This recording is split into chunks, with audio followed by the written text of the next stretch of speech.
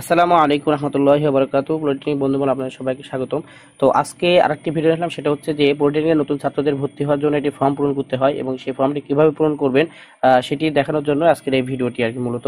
তো আমরা অনেকেই হয়তো বা ভাবতেছি যে এই ফর্মটি কোথায় পাবো বা কিভাবে এই ফর্মটি পূরণ করব। তো যারা এরকম ভাবতেছে তারা বাংলাদেশ কারিগরি শিক্ষা বোর্ড ওয়েবসাইট বা যে কোনো কম্পিউটার দোকান থেকে আপনারা এই একটা ফর্ম, এইরকম ফর্ম একটা পাবেন। আপনারা চাইলে বাসা থেকেও এই ফর্মটা পূরণ করে নিতে পারেন এবং নির্ধারিত প্রতিষ্ঠানে গিয়েও কিন্তু আপনারা এই ফর্মটি পূরণ করতে পারেন। তো সেই ক্ষেত্রে আমরা এখন আসি যে আসলে ফর্মটা কিভাবে পূরণ করব। ফর্মে প্রথমে দেখেন দেওয়া আছে এখানে ডিপ্লোমা ইন, এখানে ইঞ্জিনিয়ারিং যদি হয় তাহলে ইঞ্জিনিয়ারিং, যে ইঞ্জিনিয়ারিং যদি ইঞ্জিনিয়ারিংটা লিখবেন, এখানে আছে পাসপোর্ট আকারের ছবি আঠা দিয়ে লাগাতে হবে। তো আপনি যদি পারেন বাসা থেকে লাগিয়ে নিতে পারেন, না হলে কলেজে গেলে ইনশাআল্লাহ কলেজে আঠা বা এর ব্যবস্থা থাকবে, তখন ওখানে ছবি লাগিয়ে দিতে পারবেন। এবং এই ছবিটা সত্যতা হলে ভালো হয়, কারণ আপনার ছবিটা হারাই গেলেও যাতে খুঁজে পাওয়া যায়। আচ্ছা, সত্যি বলতে এই ছবির পিছনে শুধু একটা নাম লিখে দিবেন জাস্ট। আর তারপর এখানে যে শিক্ষা প্রতিষ্ঠানের সিলমোহর, এটা স্যারদের কাজ, স্যাররা করে দেবেন ইনশাল্লাহ। তারিখটাও নিজে লিখলে লিখতে পারেন, না হলে ওটা ক্যাম্পাসে গিয়ে লিখতে পারেন। আবারও বলতেছি, বাসা থেকেও লিখতে পারেন, আবার ক্যাম্পাসে গিয়েও কিন্তু লিখতে পারেন। তো সেক্ষেত্রে আমার মনে হয় বাসা থেকে নির্ভুলে আস্তে আস্তে ভালোভাবে লিখে নেওয়াটাই সব থেকে বেটার হবে। তো সেই জন্য আমরা প্রথমে কি করবো, কি প্রথমে দেখেন এখানে দেওয়া আছে শিক্ষার্থীর পূর্ণ নাম, বাংলায় লিখতে হবে। এখানে জাস্ট এখানে বাংলায় লিখবেন, বাংলায় কিন্তু লিখতে হবে।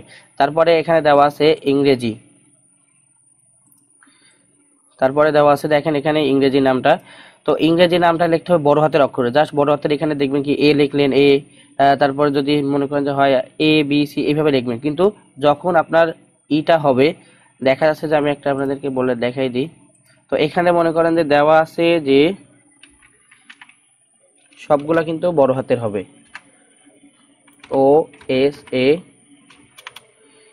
এম ডি, স্পেস যদি দিতে চান তাহলে একটা ঘর ফাঁকা রাখবেন, ও এস এ ওসামা। এই যে আমার নামটা লিখলাম এমডি ওসামা, তো এই নামটা দেখেন প্রত্যেকটা ঘরে ঘরে, আমার যেহেতু পিএইচডি করতেছি এজন্য মিলে নাই। তো না মিললেও এখন চেষ্টা করতেছি মেলানোর।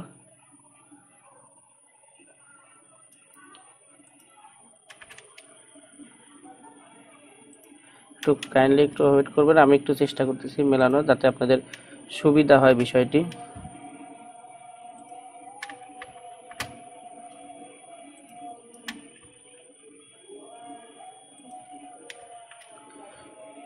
তো দেখতে পাচ্ছেন এখানে কিন্তু আমার নামটা লিখছি এমডি ওসামা, এভাবে লিখছি। আপনারা চাইলে কিন্তু এইভাবে কিন্তু লিখতে পারেন।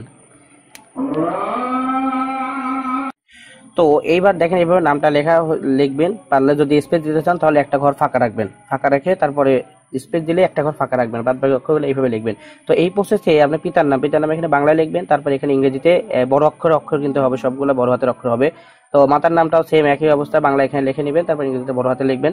তারপর হচ্ছে কি অভিভাবকের পিতামাতার অবর্তমানে, পিতামাতার অবর্তমানে এখানে আপনার যে অভিভাবক হবে, ভাই বোন বা অন্য যে কেউ হবে, তার এখানে নাম দিতে হবে এবং তার ঠিকানা দেওয়ার পরে এখানে সার্বক্ষণিক যে যোগাযোগ করবেন সেই যোগাযোগের নাম্বারটা এখানে দিতে হবে। আর তারপর বর্তমান ঠিকানা, যেখানে আপনার বাড়ি বা যেখানে থাকেন সেটা দিতে হবে। স্থায়ী অস্থায়ী, স্থায়ী ঠিকানা যেখানে আপনি আগে বা যেখানে থাকেন, এটা আপনারা হয়তো ক্লিয়ারলি জানেন, সেইভাবে দিবেন। তারপর জাতীয়তা কি, বাংলাদেশ হলে বাংলাদেশ, অন্য দেশ হলে অন্য। তারপর এখানে আছে দেখেন এসএসসির হচ্ছে কি সনদপত্র অনুসারে যে জন্ম তারিখ আছে সেটা কিন্তু এখানে দিতে হবে। তারপর এখানে ধর্ম যেটা থাকবে সেটা দিবেন। তারপর যে প্রতিষ্ঠান থেকে এসএসসি বা সমমান উত্তীর্ণ হয়েছেন তার নাম এবং ঠিকানা, এখানে আপনার প্রতিষ্ঠানের নাম দিয়ে দিলেন। নাম দেওয়া হয়ে গেলে, এখানে আপনার নাম দেওয়া হয়ে গেলে নিচে হচ্ছে আপনি দিবেন তার ঠিকানাটা দিয়ে দিবেন, কোথায় আপনি পড়তেন বা কোন এলাকায় কোন জেলাতে, সেটা দিয়ে দিবেন। তারপর এখানে দেখতেছেন যোগ্যতা, আপনার সংযুক্ত যোগ্যতা যেটা হবে সেটা হচ্ছে কি যেগুলো যুক্ত করতে হবে এই আবেদনের পিছনে, ওই 3-4টা যেগুলো লাগবে সেগুলো একসাথে করে আপনাকে জমা দিতে হবে। সেটা কি এসএসসি বা সমমান পরীক্ষার মূল নম্বরপত্র। তো এখানে আপনি যারা এসএসসি আছে তারা এসএসসি দিবেন, যেটা সমমান আছে সমমানটা দিবেন। আর এখানে থেকে সর্বশেষ প্রতিষ্ঠান থেকে কর্তৃত প্রশংসাপত্র ফটোকপি এটা দিবেন। তারপর পাসপোর্ট সাইডের 3 কপি সত্যায়িত ছবি লাগবে, কিন্তু সত্যায়িত ছাড়া কিন্তু নেবে না, আবারও বলছি।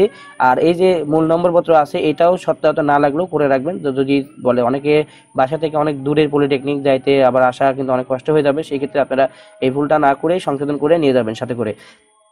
আর প্রশংসাপত্রটাও এক কপি যার কাছে যান একটু সত্যায়িত করে নিন, যাতে আপনার পরবর্তী সমস্যা যেন না হয়। তো এখানে তারপর দেখেন শিক্ষার্থীর নাম এবং সিগনেচার, আপনার যে নাম্বার থাকবে সেই নাম্বার আপনি দিয়ে দিবেন। তো এখানে অঙ্গীকার নামা আছে, এটা আসলে দেখেন এই মর্মে জানা যাচ্ছে যে আমি অত্র প্রতিষ্ঠানের কারিগরি শিক্ষাবোর্ডের আইন কানুন মেনে চলবো এবং কোনো অবস্থাতে অত্র শিক্ষা প্রতিষ্ঠান বাংলাদেশ কারিগরি শিক্ষা বোর্ড এবং রাষ্ট্রীয় আইনে পরিপন্থী কোনো কাজে লিপ্ত হব না। তো এইটার উপর একটা ডিপেন্ড করার জন্য এখানে একটা অভিভাবকের স্বাক্ষর লাগবে। এটা এই জন্য বলতেছি বাসা থেকে করলে পারে সুবিধা কি, পিতা বা মাতা বা যেই হোক এই যে এখানে তার স্বাক্ষর লাগবে এবং তার তারিখটা তুমি দিয়ে দিলে সমস্যা নাই। তো এটা নিয়ে গেলে আর পিতা মাতাকে কিন্তু আর কলেজে কিন্তু আর নিয়ে যাওয়া লাগবে না, তুমি একাই নিজেই গিয়ে ভর্তি হয়ে আসতে পারবে। তো সেই ক্ষেত্রে এটা কিন্তু করতে পারো যে এই যে কোনো আজকে যে কোনো কম্পিউটার দোকান থেকে এই আবেদনটি বের করে বা পিডিএফ বা বিটিইবি একটা ওয়েবসাইট আছে, সেখানে একটা পিডিএফ এ তুমি এখান থেকে ডাউনলোড করে এই ছবিটা এগুলো ডাউনলোড করে ওখান থেকে কিন্তু যে কোনো কম্পিউটার দোকান থেকে বের করে নিতে পারো। বের করে নিলে বাসা থেকে এগুলো পূরণ করে আবার যেগুলো বাদ দেওয়া দরকার সেগুলো বাদ দেওয়া দরকার নাই, যেগুলো ওই উপরে খালি এইটা শুধু বাদ রেখো, এই যে এই তারিখটা আর এই প্রতিষ্ঠান ছিল আর বাদ বাকিগুলো আর ওই ছবিটা। আর তারপর এখানে আসি, দেখো এখানে শিক্ষার্থীর একটা সিগনেচার লাগবে, যে পরীক্ষার্থী তার শিক্ষার্থী তার একটা লাগবে। তারপর এখানে আছে শিক্ষার্থী এসএসসি সমমান পরীক্ষা তথ্যাদি, মানে এখানে যে তথ্য লাগবে রোল নাম্বারটা লাগবে, এসএসসি রেজিস্ট্রেশন নাম্বারটা দিতে হবে, তারপর সেশনটা দিতে হবে, তারপর পাসের সনটা দিতে হবে, জিপিএটা দিতে হবে, বোর্ডটাও দিতে হবে, কোন বোর্ড থেকে পাস করছে সেটা। আর টেকনোলজির নাম, তুমি যে টেকনোলজি চান্স পেয়েছো সেটা দিতে হবে, কোন শিফটে সেই শিফটে দিতে হবে, অনুমতি দেওয়া হলো। এখানে এই পর্যন্তই কাজ শেষ, আর কোনো কাজ নাই। তো এইটুকুই আর কি আজকের এই কাজটি। কিন্তু অনেকেই হয়তো বা ভয় ছিল যে কি করতে হবে, তাই এই কারণে ভিডিওটি দেওয়া। আসলে তাড়াতাড়ি কথা বলার কারণ এইটাই যে আমার কালকে পরীক্ষা আছে, পরীক্ষার ফেলা দেয় অনেকে কমেন্ট করছে, যার কারণে এই ভিডিওটি দেওয়া। আর অনেক কষ্ট করে এই ভিডিওটি বানাচ্ছি, অনেক সময় করে। তো যদি কথা বুঝতে অসুবিধা হয় কষ্ট করে এটা বোঝে নিও, কালকে ইনশাল্লাহ যা রিপ্লাই দেওয়ার দরকার দেবো। আর একটা বিষয়, তাড়াহুড়া করে ভর্তি হওয়ার কোনো দরকার নাই, যেহেতু 29 তারিখে সব প্রতিষ্ঠানে পরীক্ষা চলতেছে, সেক্ষেত্রে সেদিনকে চাপ পড়বে অনেক বেশি, এক পরীক্ষার চাপ, আর হচ্ছে যে সবাই ওই দিনকে যাওয়ার চেষ্টা করবে। এজন্য 5 তারিখ পর্যন্ত সময় আছে, প্যারা নেওয়ার কোনো দরকার নাই। ঠান্ডা মাথায় সবকিছু সেরে 30, 1 কি 2 তারিখ 3 তারিখের ভিতরে এই দিনের ভিতরে যাও, তাহলে কি হবে এই 3 দিনের পরীক্ষা ক্যাম্পাসে নাই, সেই ক্ষেত্রে কিন্তু খুব সহজে করতে পারে এবং তোমাদের সহায়তা বড় ভাইরা বা যারা তারাও সহায়তা করতে পারে। কারণ তুমি পরীক্ষা দিনে গেলে তারা পরীক্ষা দিবে নাকি তোমার হচ্ছে সহায়তা করবে। এই জন্য বিবেচনা করে তোমরা বাসা থেকে সিদ্ধান্ত নিয়ে, যাদের দূরে আছে তারাও একটু সিদ্ধান্ত নিয়ে 2-1 দিন আগ পাস বা 2 তারিখ বা 3 তারিখের ভিতরে ভর্তি হওয়ার চেষ্টা করো। সেক্ষেত্রে সবকিছু দিয়ে নিয়ে সুবিধা মতো একবারে নাও। দেখা যাচ্ছে যে তুমি প্রতিষ্ঠানে গেলে তারপরে কোনো একটা ফাইল বা কোনো কিছু রেখে গেছো, সেটা কিন্তু আনতে যাওয়া বা কষ্ট হয়ে যাবে। তো সেই ক্ষেত্রে বিষয়টা সবার থেকে জেনে সিদ্ধান্ত নিয়ে যাওয়াটা, দেরি করে যাওয়াটাই ভালো মনে হবে। তো সবাই ভালো থেকো, সুস্থ থাকো, আবার কোনো একটা ভিডিওতে দেখা হবে পরীক্ষার ভিতরে। সবাই আমার জন্য দোয়া করো যেন পরীক্ষা ভালোভাবে দিতে পারি, আর সবার জন্য শুভকামনা নতুন পরীক্ষায় চান্স পাওয়ার জন্য। সবাই ভালো থেকো, সুস্থ থেকো। আসসালামু আলাইকুম।